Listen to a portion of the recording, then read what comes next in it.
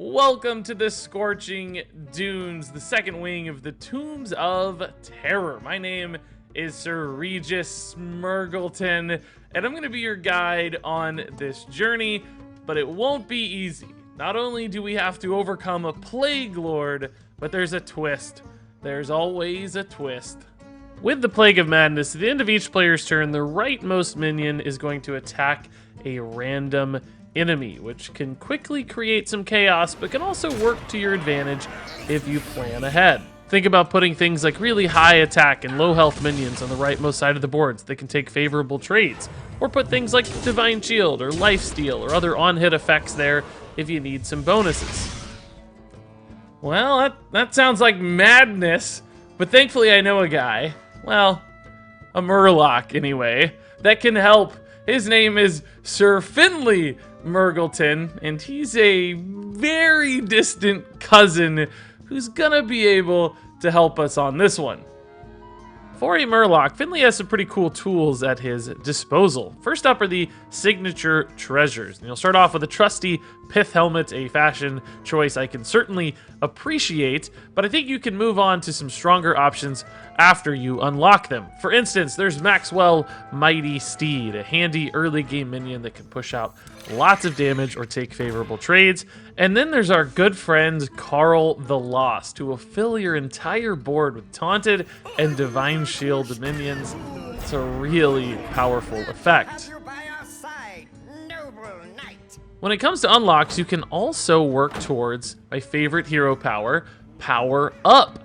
This gives a friendly minion Divine Shield and Wind Fury, which is not only wonderful in its own right, but giving Divine Shield to your rightmost minion can help protect it when it takes auto attacks in this wing.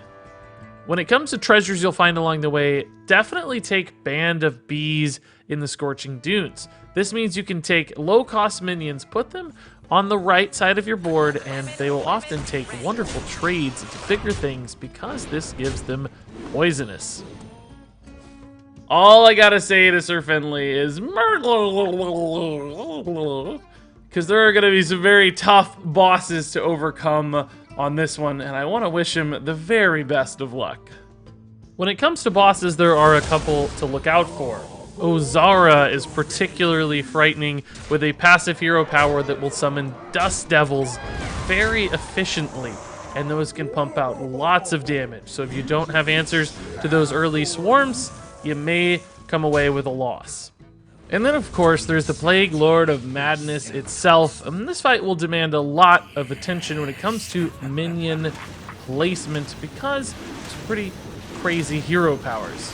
Evoke Panic will force the minion on board with the lowest health to attack one of its neighbors. So if you've got a low health minion on board with high attack, you certainly wouldn't want to put it next to one of your higher value minions. It might kill it.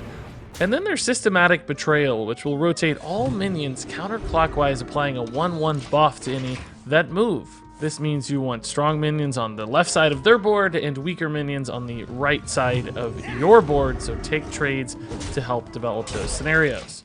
Knowing these hero powers will go a long way towards helping you build your deck correctly. Yeah, that Plague Lord looks pretty scary, but I think you and Sir Finley have all the knowledge you need to defeat it this time around. That said, this won't be the end of our adventures in the Tombs of Terror, so stay tuned for more tips in the future, and until then, all I have to say is, to adventure!